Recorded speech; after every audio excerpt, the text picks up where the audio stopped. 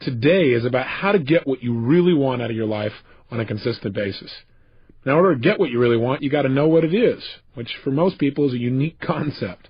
Seriously, when I ask people, what do you really want? The answer I usually get is something like, well, I don't know, or something general like, well, I wish I had a better relationship. I wish I could start my own business. I wish I had more money.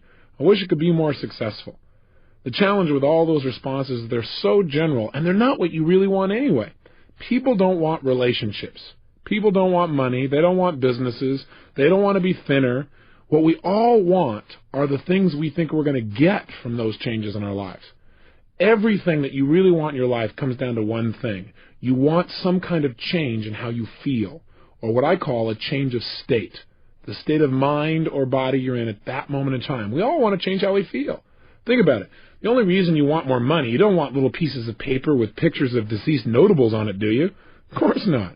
You want money because of what you think it'll give you. You think it'll give you more freedom, more fun, or the ability to give to other people. You believe it's going to lead to some kind of pleasure if you want it. Say, I want a business. Listen, I know a lot of people in business who don't want their business anymore. The bottom line is it's not the business you want, it's what you think a business will give you, the feeling changes you think it'll give you. Somebody says, I want to get married. They want to get married because of what they think that will give them. Or I want a relationship. They think it's going to give them a certain kind of feeling. That's what drives all of our behaviors. Challenge me on this. See if you can find an exception. Is there anything in your life that you really, really want that the reason you want it doesn't come down to eventually some feeling you're going to get if this thing happens in your life? I'll tell you over and over again, no matter what exception someone has tried to find, if I keep asking them, well, why do you want that? But why do you want that? But why do you want that? Eventually they get to a point where they go, well, because it makes me feel good. And so that's what we really want. We want to feel good. We want to have those special feelings inside. In other words, we just want to be able to manage our emotions, manage our states, and create what we really want emotionally in our lives. Everything we do, we've already said, is to create pleasure. That's an emotion. And to avoid pain. That's an emotion too. And if we want to change our behavior, the quickest way to do that is change how we feel. I mean, think about it. Haven't you had a situation in your life where you did something, and after you did it, you said to yourself, I can't believe I said that. I can't believe I did that. That was so stupid. Have you ever had a situation like that? I mean, an area you're normally pretty smart in. You just did something really dumb. I know I have plenty of times. Haven't you also had the opposite experience, though, where you were on a roll, where things were just flowing, where it was like you were unstoppable, and you don't even know how you were doing it. You were just like flowing, where after you did it, somebody said, you do that? And you went, yeah, that was me. Right?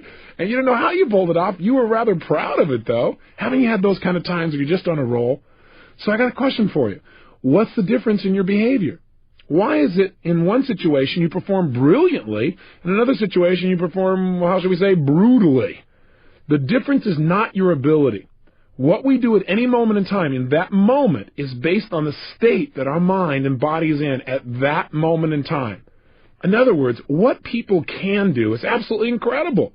What they will do is usually disappointing. And the difference is not their capability, but rather what state are they in right now. If every time they think about public speaking, they associate fear or pain, that's going to change their state. And all of a sudden they're going to feel tight in their body, and their whole emotional state will change, and they're not going to get the most out of themselves. But if whenever they think of public speaking, they think of absolute pleasure, they're going to be in a great state of mind, and they're going to get more out of themselves. I mean, think about it. When you're feeling really frustrated, do you behave the same way as when you're feeling like you're on a roll and things are flowing? Obviously not. You have the same ability, but things act and behave differently coming out of you. You speak differently. You communicate differently. Everything changes. Or I'll give you another example. Have you ever forgotten something simple like your own home telephone number or address or how to spell the word the? Ever had one of those enlightening experiences? Now, you know how to spell the word the. How come you couldn't remember?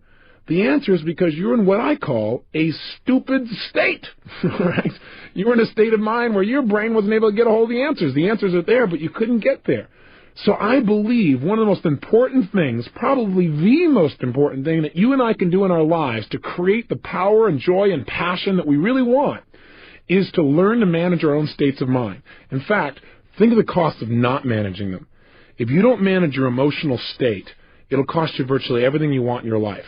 Friends, family, success, and just the joy that every one of us wants to experience on a daily basis. Hey, let me ask you a question. Is what happens in your life the thing that determines how you feel at any moment in time? Yes or no? In other words, It doesn't matter whether or not, for example, the economy is doing really strong as to whether or not you feel good. Most people say no. Some people say, well, you bet. Does it matter how your relationships are going? Does that determine how you feel? Is how you feel determined by the weather, by how much sun or rain there is? Is it determined by how other people treat you? I'm here to tell you the answer to that is no. I'm not saying that it doesn't complement or support you feeling one way or another. I'm saying how you feel at any moment in time is purely designed and the result of how you are directing your own mind and body at that moment. What I'm saying to you is no matter what is happening in your life, you are in control of your own states. And once you understand that, number one, and number two, you use that ability, you now have control over your life at a whole new level. And you have more fun and joy and passion than you ever dreamed of once you take that responsibility and take that control. Now, for some people, when they say, well, that seems like a heavy responsibility, well, look at the opposite. What's the price of not managing your states? Well, I'll ask you a question. What does John Belushi, Elvis Presley, Freddie Prinze, Jimi Hendrix, Janis Joplin, and Marilyn Monroe, what do they all have in common? They're all people that never learned how to manage their state, that's what. They all were people that had every reason in the world to be happy by anybody else's standards, but who destroyed themselves, literally killed themselves in the end. I mean, Belushi's one of my favorite examples. Why? Because I liked this guy. Didn't you? Wasn't this a fun guy? I mean, if you were to think of somebody, didn't he feel like this guy that you could connect with? I don't know about you, but I really enjoyed him. And millions of other people did as well. He had what most people would think would make them happy. He had all these people that loved him, appreciated his work. He got to be creative. He was in movies. He was in television. He was on Broadway. I mean, here was a guy that was spontaneous. He had a great family that totally loved him. He had all the money and fame that most people think that they could possibly want or need, and yet he's not here. How come? He's dead. Why? Not because of old age, you'll recall, but because this man did not know how to control his own emotions within himself, and he tried to change the way he was feeling by using drugs. He used drugs as a way to change his state, and he's no longer here, and neither of the other people I mentioned on this list. Think about it. There's a major price in now managing your state, and in managing your state, there's major rewards. Now let's contrast Belushi with a friend of mine. His name is W. Mitchell, one of the people in the world that I not only love most, but also have the most respect for. W. Mitchell's a unique guy. 15 years ago, he had a unique experience, one that most people would never forget. He was driving his motorcycle 65 miles an hour down a freeway when something caught his attention. When he looked over while he continued to drive forward, he got fixed on something. I don't know if you've ever done that. He got stuck there a little too long. Well, when he looked up, he was traveling 65 miles an hour right into the back of a Mack truck that had stopped in front of him. In a last-minute, split-second decision to try and save his own life, he slammed himself on the ground, and he slid 65 miles an hour underneath this truck across the pavement. Then the worst thing happened. The gas cap popped off. Fuel spilled out all over the place, and then from the friction, exploded and ignited. 3/4 of his skin was burned off. His entire face was mutilated. His fingers burned all the way down to the knuckles. He woke up 2 weeks later in a hospital bed in searing pain, fearing to even breathe. Now, for most people at this point, they'd say, hey, I'm out of here. Why stick around in this body? I'd rather just die. But not only did he not die, but he's become an example of true possibility for people all over the country. I mean, this gentleman could not even take drugs because his body was in such bad shape, but when people met him, they thought he must be on drugs because he seemed so up. You know, they go in and talk to him, they feel bad, and he goes, hey, it's over, we just got to move on. His mother said, well, you just must not realize how bad it is. Well, the reality is, he just made a decision. He decided that he was going to manage his state. Why? Because he saw the alternative as much more painful. He said, look, I got one of two choices. I can feel bad emotionally about everything I've lost and just make my total life a mess emotionally and have more pain to add to my physical pain, or I can focus on what I'm going to do, which means I can at least focus on something that could bring me some pleasure and get rid of my focus on the physical pain. And that's what he did. His life has become such an example because he kept managing his emotions. Now, not only did he do that, but within 3 years, he managed himself so well that he got back into business, even though he didn't look too terribly attractive. But he ended up going into business and becoming extremely successful. The new company he developed after his accident became the #1 employer of its type in the state of Vermont. He became a millionaire. He even learned to fly airplanes. Now, that's not the end of the story. About 8 years later, he's flying his airplane with 3 other friends in Colorado, and he made himself a rather big mistake. He didn't go through his checklist, and he didn't notice that there was frost that had developed on the wing. And when he took off, he crashed. 3 people walked away. He was not one of them. He was paralyzed from the waist down for life. So they cut off his toes since he didn't need them anymore and sewed them on his hands so he'd have something to be able to grasp things with. He's stuck in a wheelchair now for life. Of course, he doesn't look at as stuck in a wheelchair. In fact, you say at this point he must have given up, right? No. Even after his wife left him, she said, look, I don't want to be around a fried cripple. Even after all that, he still didn't give up. He turned around, and the city he was living in Colorado had some major problems. He decided to become the mayor of that town. After that, he decided to run for lieutenant governor of the state of Colorado. He placed 3rd in a group of 6, and he ran on the issues, not on a sympathy vote. And he campaigned door to door. Now remember, this guy didn't look too terribly good. In fact, he used to wear a button that said, "Send me to the governor's mansion, and I won't just be another pretty face." Kind of a nice way to interrupt people's patterns and make them associate something new to you. Now, he didn't win the lieutenant governor's place. He still didn't give up. He now has his own radio show in Colorado, and he has found the woman of his dreams and remarried. So I've got to tell you that if you start to tell me, well, gosh, Tony, I got all these problems. It's hard to manage my state. Just think about W. Mitchell. When I look at somebody like Belushi and see all that he had, and I look at somebody like Mitchell, who seems to have all these challenges but is so happy, so successful, such a sense of possibility, it becomes clear to me that I have no excuse to ever not manage my state on a consistent basis. No matter how big the problems may seem, you're much better than anybody like that might ever hope to be. So how do we manage our states? Well, one, remember, I believe virtually everything in life comes down to why to first, then how to. I believe if you want to succeed, you got to have 80% of success is figuring out why to succeed, why to manage your state, for example. 20% is how. Here's the how. And let's do it quickly, and let's just get right to doing it and doing some exercises. There are 2 primary ways to control your state of mind and body. They are, number 1, controlling the way you use your physical body, what we call your physiology, and number 2, controlling your mental focus. That is what you pay attention to, what you think about, what you picture, what you say to yourself. Today we're going to focus on how to use our physical bodies to create the emotions that we want at any moment in time. And then on your next tape, we're going to work on how to control our focus, how to control the mental imagery and pictures and things that we think about in a way that immediately changes our state as well. Let's start and focus again today on physical movement. Now I want you to think about something here. In order to feel anything in your life, you feel it through your nervous system, through your physical body. Now if I told you I know someone who is totally depressed, I bet you could tell me about the way they move or even their posture, and you would probably have an accurate representation. In other words, if I told you about someone I know that's totally depressed, and let's say they're outside your door right now, and I said to you, for $100,000, describe for me, what is this person like? What's their posture like, for example? What would you say? Most people will say, slumped over. Where's this person's head? Most people will say, down. Where are their eyes? Again, most people will say, down. Where is this person's breathing? Is it full or shallow? Again, most people say shallow. And where is this person's facial expressions? Are their muscles in their face pulled up and tight, or are they down and slack? Again, most people say slack. How did you match up with these descriptions? Again, if you're like most people, most of those descriptions match the picture you have in your mind. Why is it that when we think of a depressed person, we think of somebody who's physically hunched over a little bit, looking down, talking a little bit more slowly, with their eyes down and their breathing shallow and their facial muscles slack? The answer is, in order to get depressed, you got to work at it.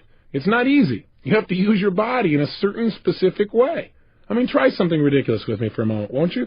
Sit up right now in your chair. In fact, if you're not driving, stand up. If you're driving, that would be difficult. But if you're sitting, stand up for a second if you would. And if you're sitting and you're in a car, then sit up. But I want you to stand up ideally. Stand tall, breathing fully. Really strong. Breathe fully. And I want you to look up towards your ceiling. And as you're standing there, breathing tall, looking at your ceiling, what I want you to do is something really ridiculous, really dumb. Put a huge, silly grin on your face. Go ahead. Try it. Oh, come on. Nobody's noticing. You're by yourself. And if they are noticing, then you'll get their attention anyway. Put a big grin on your face. Look at the ceiling. Listen to me now. Now, what I want you to do, while you stay standing tall with your shoulders back, breathing fully with this big grin on your face, I want you to get depressed without changing any aspect of your body. Don't change your facial expression? Oh, come on, you can do it. Hang in there, get depressed. No, some of you are cheating. I can tell. I'm in the room. If you drop those shoulders, if you drop your head, if you stop breathing, or if you stop smiling, it doesn't count. Stand tall, breathing big smile, looking at the ceiling. That's right, and get depressed without changing. All right, well, if you can't change, then just stay happy and sit down. Now, here's my point. You might say, what does this got to do with state management? Are you saying every time I don't feel good, I should stand up tall, stare and grin at the ceiling? Yes. No, there are many ways to do this, but this is one. My point is this. How come when you stand tall and you breathe and you have this big grin on your face, how come you don't feel depressed?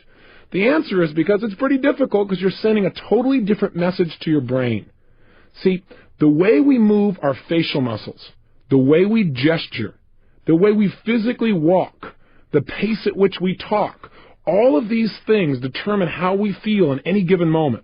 If you don't like the way you're feeling, rather than trying to pump yourself up intellectually going, oh, I feel good, I feel good, I feel good, or doing a bunch of affirmations where I feel good, I feel good, I feel good, I feel good, and your brain goes, BS. That's not enough. What you've got to do is change the way you're moving. I mean, think about it. When you were growing up, didn't you have a parent that told you, hey, look, if you're depressed, go do something? Why did that work? Because when you go do something, you change the way you move, you change the way you breathe, you change what you're focusing on and what you're paying attention to, and whammo, you have an emotional change, a state change, if you will. So I want you to realize the power of your own physical body. When I was struggling, I had no idea the power of my body. I was at the effect. But you know what? I still use these tools. I just used them in the wrong way. Hey, listen, you already know the power of your body. When you don't like the way you feel, what do you usually do? I'll tell you what most Americans do. They do something to change the way they feel by changing their body, by changing their biochemistry. What do? They do things like drink alcohol. Why? Because the minute you drink alcohol, does it change your state? You bet. You behave differently when you're in a different feeling state? You better believe it. Guy goes, yeah, man, I sure do. The bottom line is you changed your biochemistry. As soon as you did that, that was changing physiology, and your emotions and feelings and behaviors change instantly. Now, a lot of people in our society, when they don't like how they feel, they change their body and change the way they feel by using cigarettes. They smoke, and therefore they breathe differently. When they breathe differently, they feel differently. When they feel differently, they behave differently. So they don't like how they're feeling. They're feeling a little tight. They're feeling a little frustrated. They're feeling a little stressed. They smoke a cigarette, and they think the cigarette makes them feel better. What makes them feel better is the fact that they're taking nice, deep, slow breaths. Why not try it without the cigarette? What a concept. Amazing. The bottom line is you can change just by changing your breathing alone. Now, what else do we do? Well, a lot of people, when they don't like the way they feel, what do? They eat. You know, they go, I don't feel good, and they eat. And then they get fat, and they look in the mirror, and they don't like how they look. That makes them feel worse. So they don't like the way they feel, so they eat some more. Right? And then they're caught up in that loop again. Have you ever been there? So food is another way we try and change our physical body in order to do it. Some people just go to sleep. And some people do things like go shopping or watch TV, but we're going to talk about that in your next tape. Those are people that are changing what they're focusing on. But the primary way most of us try and change how we feel is by changing the way we use our physical body. Drugs is the most obvious example. We've already talked about that. Cocaine. Why? Because it changes their state rapidly. That's why people still purchase it, even though it destroys their life simultaneously. They don't focus on that. The point is, any change in your physical body makes an immediate radical change in the way that you feel. So what you've got to learn to do is use this to your advantage. Instead of being at the effect of things, immediately change your emotions. So right now, let me give you a frame of reference about what I'm saying. I learned a long time ago that if I really wanted to succeed on an ongoing basis, I probably needed to measure my level of emotion, my level of intensity. I got a lot of this by working with professional athletes. I noticed that most athletes are really conscious of and pay attention to managing their emotions and their states. And you watch a tennis player, and every time before he hits the ball, he bounces the ball the exact same way, the exact same rhythm, kind of anchors himself, if you will, or triggers himself back in a state. Football players do it differently. They grab their other buddy's head and they go wham, wham, wham, and smack heads with him, and they feel good. Baseball players, they spit, grab their legs, scratch the ground, but they do certain things every time to get themselves in state. And as I started to work with professional athletes, people like the Los Angeles Dodgers or the United States Army or individual Olympic athletes, every one of them focused on are they ready or not, kind of checking their state. But you see, in life, I think life is not black and white. I look at life as having many hues and colors and shades. So one day I pulled one of these guys aside and I said, look, it's not are you ready or you're not. Let's try a stupid game, okay? Let's pretend we're going to measure your level of power and readiness on a scale from 0 to 10. 0 is you're dead. 10 is you're absolutely unstoppable. I said, where are you on that scale? And the guy said, well, I'm about level 7, 6.5, 7. I said, well, you're about to bat right now against Dwight Gooden. Tell me, if you stay at level 7, what's going to happen? You know what was amazing? Instantly, he could tell me. When he realized where he was, he said, I'll either ground out or I'll pop up or I'm going to be in a situation where I'm going to strike out. I said, what level do you need to be at on a scale from 0 to 10 to be successful with Dwight Gooden? He said, level 12. I said, okay, that gives me a frame of reference. So you also need to know where you need to be successful. Now, with an athlete, it's pretty clear. For peak performance, they got to be at level 10 or above, if you will, on a scale from 0 to 10. But isn't your life just as important as an athlete's? If you're going to go in right now and you're going to influence your son or daughter to do something like get excited about their schoolwork, how are you going to do that if you're at level 3? It's not going to happen. Too often I see parents that go, I just can't motivate my children. I just don't understand why. I talk to them about all the reasons why they should really go for it, but it just doesn't seem to work. Do you have any suggestions, Mr. Robbins? I'll say, yeah, try talking a little faster for your children. See, the way we use our voice will affect our states. See, I have a lot here I want to share with you in a short period of time, so I speed up a little bit. How would you feel if I said, well, ladies and gentlemen, this is day 5. And today what we're going to learn to do is manage our states of mind and emotion. And over the next 30 days of this program, I want you for hours at a time to listen to my voice. Well, after you came out of a deep trance and turned off the tape, I doubt very seriously if we create very much change. Now, I'm not saying it's not appropriate to talk in a more relaxed way than I am in this frenzied pace that I'm sharing with you to try and get everything in. But what I am saying is make sure that you're in an appropriate state for what it is you're trying to accomplish. Does that make sense? On a scale from 0 to 10, where do you need to be effective at a given task? If you want somebody to feel loved by you, you probably don't want to go level 10. Go, I love you, I love you, I love you, okay! That probably won't work either. So everything is context related. But I'm asking you today to commit yourself for the next 4 or 5 days, even though we'll be doing other exercises, to looking at what state are you living in your life. If you want to look at the state of your life, look at the level of intensity and joy and passion you're creating. Where are you today on a scale from 0 to 10? Or better yet, before you started this 30-day program, where were you? Do you remember that first day? Before you got the tape program or anything else, where were you on a scale from 0 to 10? You remember where you were, first of all? Think about it for a moment, if you would. Where were you? What was your state like? Where were you on a scale from 0 to 10? Now I want you to think of something. Where were you after you finished that first tape on a scale from 0 to 10? Most people that we followed up with and interviewed with are usually at level 8 or above. And when they started out, they were in level 6 or 5 or 4 or 3. And so what I want you to do is do it without me. You don't need me to change your state. You need you. You need to move your body differently, and you need to pay attention to where you are. Use the state that's most appropriate for where you need to be for the given situation. So let me give you, first of all, some specifics about how you could change your body. I've mentioned a lot of them, but let's be really precise. The number one way that you can change the way you feel at any moment in time is to change the way you move. The reason is this. In fact, you might want to remember this phrase. Emotion is created by motion. The way you move your physical body is the fastest way of changing your emotions. So, for example, if I'm not feeling passionate and I want to, instead of pumping myself up, all I have to do is clap my hands or move my hands rapidly. I make a rapid gesture. Not a little minor one where I just push my hands out a little bit and then bring it back at a slow pace, but I mean speed, acceleration, if you will.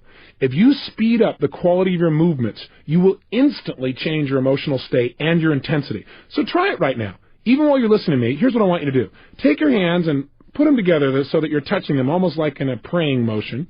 And what I want you to do when I say now is, at the pace I say, I want you to pull them apart and just gradually pull them out to your sides at the pace that I count, like 1, 2, 3, 4. Okay? And by the time I hit 4, you should be level with your shoulders. Okay? Let's try it. Your hands are together. And just notice what happens to how you feel. Ready? 1, 2, 3, 4. Okay, bring your hands back together. 1, 2, 3, 4. Again, 1, 2, 3, 4. Again, 1, 2, 3, 4. This is known as a state of absolute boredom. Right? So let's try something new. Let's try moving more rapidly. This time, instead of 1, 2, 3, 4, when I say now, I want you to pull your hands apart and don't limit them to the length of your shoulders. I want you to literally pull them apart and pull them out as far as you can, like extending your entire wingspan. Now be careful on this. Look around you before you do this to make sure you don't hit anything. And let's have some fun. Do something silly. I know it seems ridiculous, but just try it. Now if you're driving, this is not useful. Keep one hand at least on the wheel and try it with the other one. Okay, here we go. Your hands are together, and when I say now, I want you to literally bring them out, explode them out to your sides, and extend your fingers and everything out as far as they can go. In other words, you're going to take your hands and make them go as fast as they can apart all the way out and extend them. Ready? 1, 2, 3, go! And just feel that. And bring your hands together again into a clap. Okay, and then do it again out as fast as you can. Go. As fast as you can. Bring them in. And again, out as fast as you can. Again, in. Again, out fast. Now, if you do this about 10 times, you will feel what we call a state change. Do you feel it now? Now, I know this may sound weird and bizarre. You're going, okay, Tony, what am I supposed to do? Create this wingspan every time I need to change state? No, what I'm saying is you must learn to develop what I call power moves. What a power move is to me is finding a certain type of gesture, or a couple of them, that no matter how bad I was feeling, or frustrated, or tired, or whatever the case may be, that I can make this movement and instantly I feel strong. Instantly I feel resourceful. Instantly I feel like I could turn things around. You need to develop what those are. And you already have them, because you've had times in your life when you felt great. How were you moving at that time? That's the first clue. In fact, what I often do with people is get them to stand up and walk around the room and notice how would they walk if they felt totally successful. I mean unstoppable. Try it right now. Oh, you're going, well, I'm in the car. Great. If you're in the car, then you can try this later on. But if you're actually listening to me and you're not in the car, stand up right now and try something. Come on. Don't just listen to me. Stand up. Come on. I'm watching you. I'm there. You got to know this. And what I want you to do is stand up and walk around the room. And what I want you to do is, first of all, walk the way you normally walk. Just, walk around in a circle or walk straight back and forth. Notice how that feels. Come on, you can do it. Here you go. Now, what I want you to do now is make a state change. And I want you to, if you would, imagine that you feel absolutely strong and unstoppable. I mean, in your power. And what I want you to do is just walk around the room as if you felt unstoppable and powerful. And move your body the way you would be if you were unstoppable and powerful. Go ahead and try it right now. Go ahead, walk around the room and actually strut the way you would strut if you felt unstoppable and powerful. Make a gesture or two the way you would if you felt unstoppable. And then try to go back to the opposite again. Go to feeling not confident, not sure, and walk around the room not sure about whether you can succeed, making gestures like you're not sure. Feel the difference in your body. I want you to get an example of that. Then back to confident again. Make it strong. They say, what if I'm listening in the car? Well, if you're listening in the car, all I want you to do is sit right now, or even if you're sitting down, come back with me right now and sit down. What I want you to do is just notice how you can change your state from being bored and tired to feeling energized just by changing your body. So try this. First of all, sit the way you'd be sitting right now if you had 5 times more energy than any other time you can remember. Come on, go for it. Don't just listen. If you're just going to listen to this tape and not follow through, turn it off. But if you're going to go for it and make changes, then play with me, okay? Sit up in your chair right now. Come on, sit up the way you'd be sitting if you had 5 times more energy than any other time. Breathe right now the way you'd be breathing if you felt strong and excited and energized. Put a facial expression on your face right now like you'd have if you felt totally passionate and excited. No, it doesn't look like this. Come on, put a big grin on your face or a big feeling of energy. There you go, good. And make sure you gesture that way. Notice how this feels. Now, if you don't feel any change, it's because you've not made a radical enough body change. That is, change your body really major. Create more tension, more excitement, whatever it takes. Now, go from this state to being in a state of boredom. Go ahead. Sit the way you're sitting if you're bored and tired. That's it. Just notice how that feels. Go ahead. Really bored and tired. And as you're sitting there bored and tired, I got a question for you. Did you change your body to do it? You bet you did. What did you change to get bored and tired? Well, did you notice anything happen to your head? Did it go down? Did you relax any of the muscles? What happened to your breathing? Did it change? How about your facial expression? Does your muscles go slumping or slack? Now try this. Get back to energize as fast as you can. Oh, come on. Play with me. What I want you to do just for a moment is practice snapping yourself from being in a state of being bored and tired into a state of energy. It's going to be very valuable for you. Let's try it. Back into an energized state. Come on, as energized as you can get. Come on, sit up in your chair, breathing with some energy, feeling strong. Come on, even more energized than before. Now go to bored and tired. Back to energized. Come on, as fast as you can. Snap yourself. I know this looks weird if you're driving in your car and somebody's looking in the other window, but hey, it'll make their day. You'll change their state. Come on, if somebody else in the family's watching, they don't have to know what's going on. Just go for it. Here we go. Total energy. Lots of energy and excitement. Feel it in your body. Move your body. Sit the way you're sitting. If you have even more energy. Bored and tired. Energize as fast as you can. Come on, snap back in that state. Bored and tired. Energize faster again. Come on, even more, even more, even more. Bored and tired. Energize back in that state again. Feel it and just stay there. Stay in an energized state. Now, you might say, well, this sounds weird. Let me ask you a question.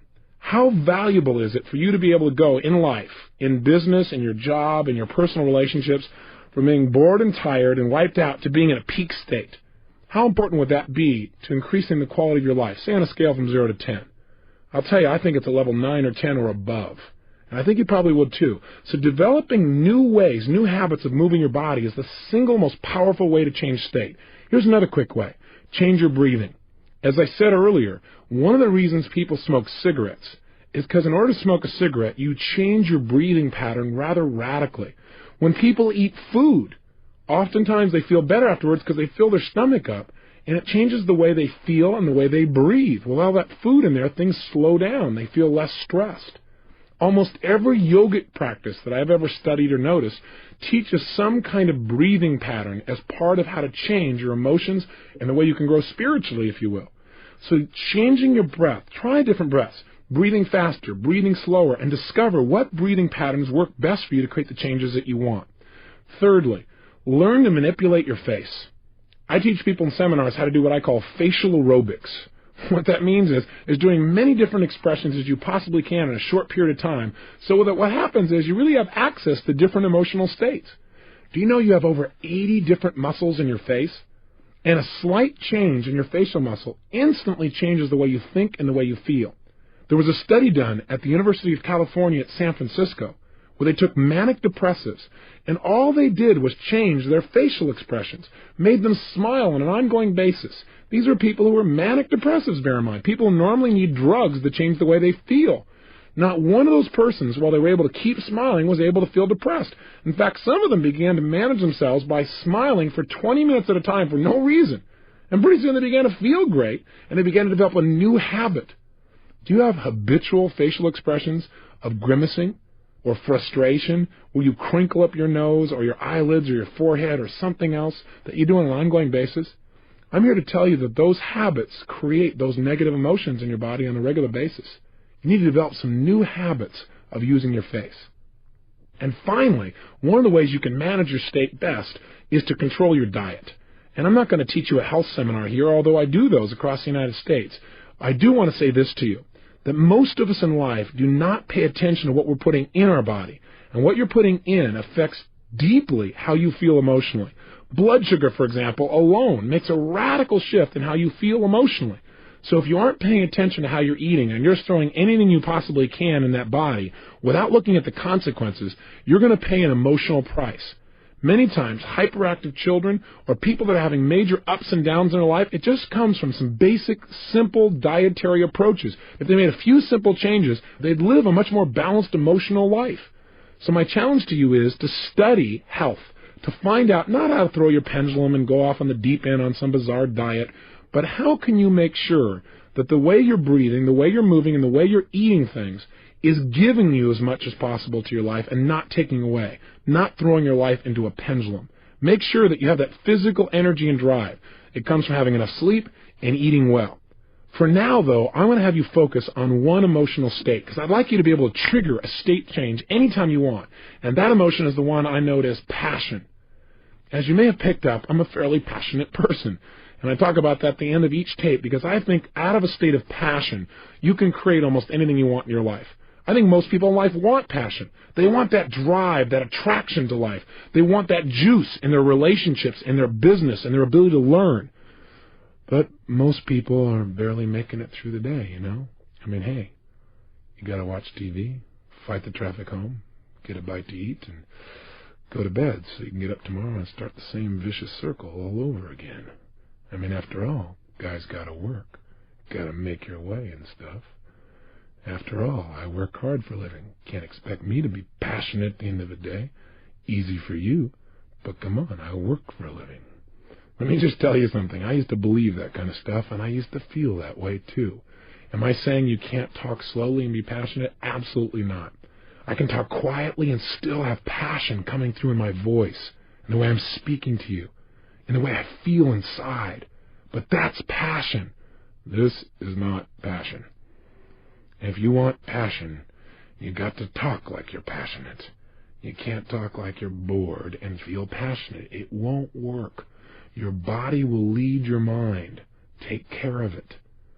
How can we use this knowledge? Simple answer. I want you to do it by doing the following. In a moment, at the end of this tape, your only exercise today is to do this. I want you to absolutely whip yourself into a passionate state. And if there's somebody there, I want you to talk to somebody about something, and I want you to do it two different ways. Talk to them about something you believe in, something you're really usually pretty excited about, but do it in a dispassionate way. In other words, talk to a friend. And by the way, let me just say this. If you're in your car or if there's nobody there, talk to the wall, okay? Talk to the road. It doesn't matter. If you're talking to yourself and people are driving by, they'll again be entertained, so this is very useful. Now, here's what I want you to do.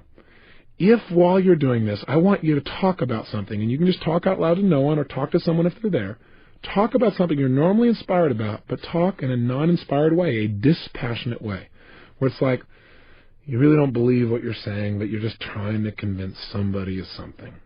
So you say, gosh, what's really important to me in life is learning to change people's conditioning and help them to succeed. And I really think that if you were to study it, it would really change your life too.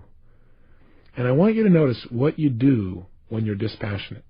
Notice, for example, how you're standing. Are you wavering back and forth? Are you standing still? Are you back on your heels? How do you gesture, or do you even gesture when you're dispassionate?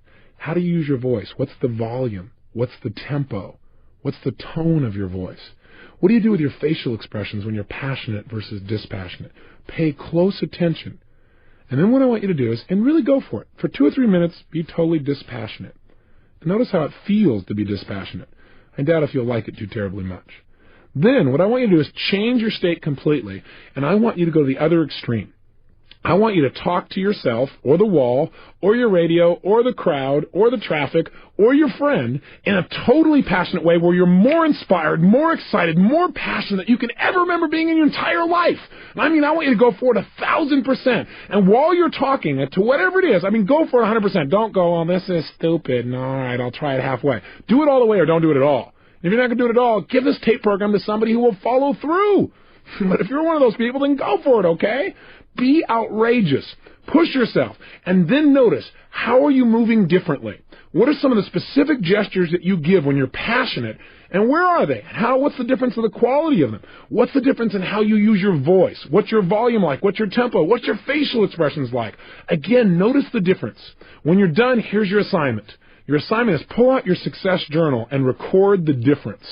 In other words, what I want you to do is leave this session today having knowledge of the buttons in your brain.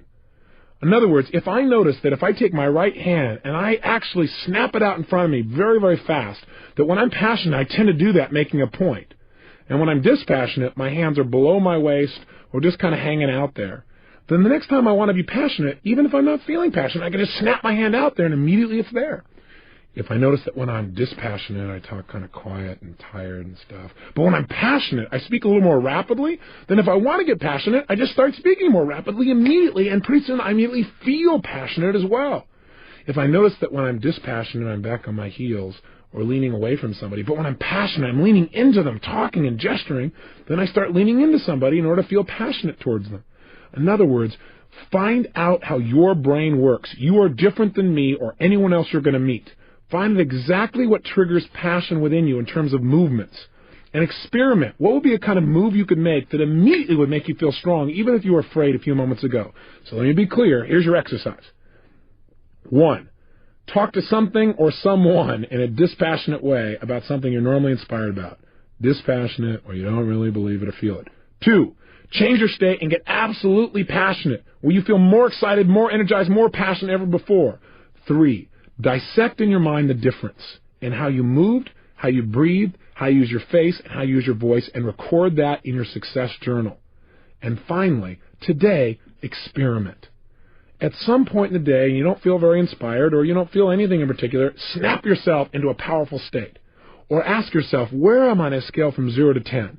If you find you're at level 4 or 5 or 6, to me, that's a pretty boring way to live life. Maybe you want to amp yourself up, crank yourself up to level 8 or 9 just by changing your movement. Or maybe you want to be able to go from being totally excited to relaxed just by changing your breathing or your tempo or your gestures. Because being able to relax quickly and easily is sometimes and oftentimes as important as your ability to get yourself excited. The only reason I push in the other direction is I think most people have the ability to get in this state. They may not have the ability to get in the other one. Whatever you're already good at, make it better. Whatever state you're not good at getting in, practice getting into it until you can absolutely make the change you want as fast as you can think it. Remember, any emotion you're feeling is based on how you're moving. Little movements like breathing and big movements like gestures and facial expressions. Take control today and experiment and explore. Have the adventure of discovering how you can use your body to immediately direct your mind and your emotions.